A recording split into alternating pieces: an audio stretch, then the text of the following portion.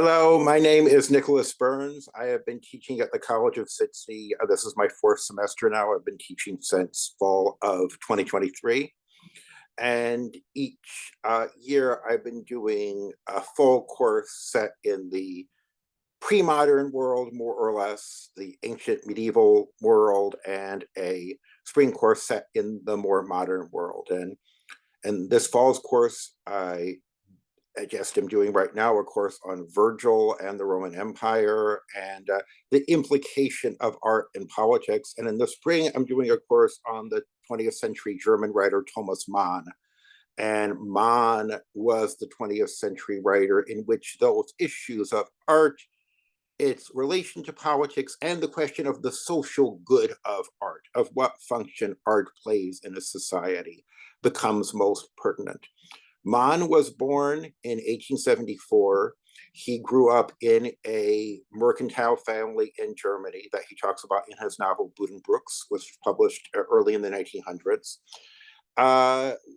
He reached the most consequential point in his art after World War I, when after Germany's defeat in World War I, Germany really began to think about what it was as a society and became more introspective. And we're going to read two works from that period and then one work from his late period.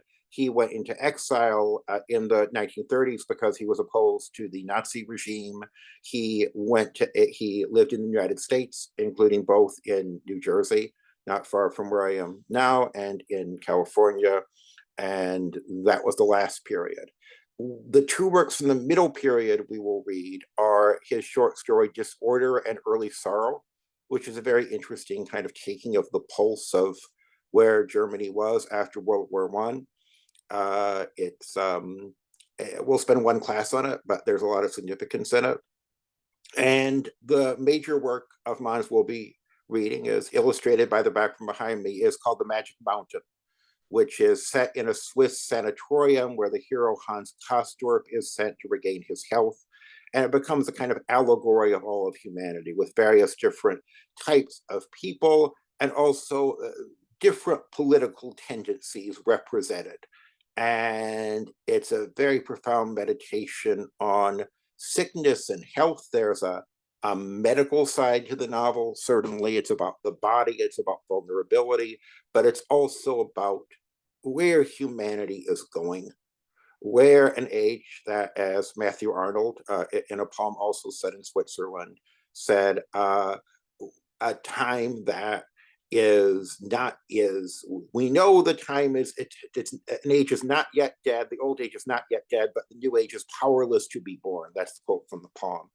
And I think it's a very similar situation in The Magic Mountain. We'll be spending 6 or 7 weeks on that book because it's long and complicated and deep, but it can be parsed.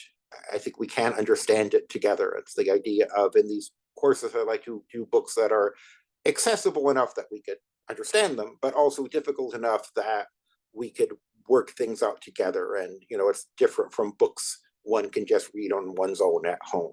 And we will conclude by reading Mann's late work, Dr. Faustus, which is a rewriting of the old Faust story that you know from Goethe, you might know from Goethe or Christopher Marlowe, set in the modern world and with a modern composer.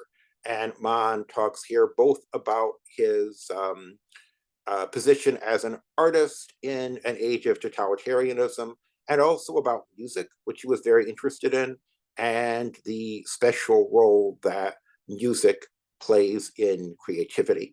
And again, I think it's a book that you will find not necessarily easy, but very fascinating. A book that some of you might have heard of about Thomas Mann is the Irish novelist Colm Toiveen. He wrote a novel called The Magician about Mann's life, and he talks about Mann's sexuality, which we'll also talk about, and his self-definition as an artist. And I would recommend that book to you. I'm not going to formally assign it, but I think it's a book a lot of people have read, and certainly that's going to be in the background of our course. But aside from that, we're just going to read 2 novels and 1 long short story, and try to understand what Mann, who has been dead for now 70 years, what he means for us and why.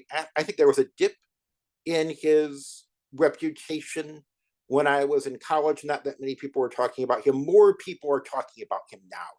And so there perhaps are reasons why people are talking about him again, and their specific meanings he has accumulated in the 21st century. So I look forward to seeing you Tuesday mornings next semester for our course on Thomas Mann. Thank you very much for your attention.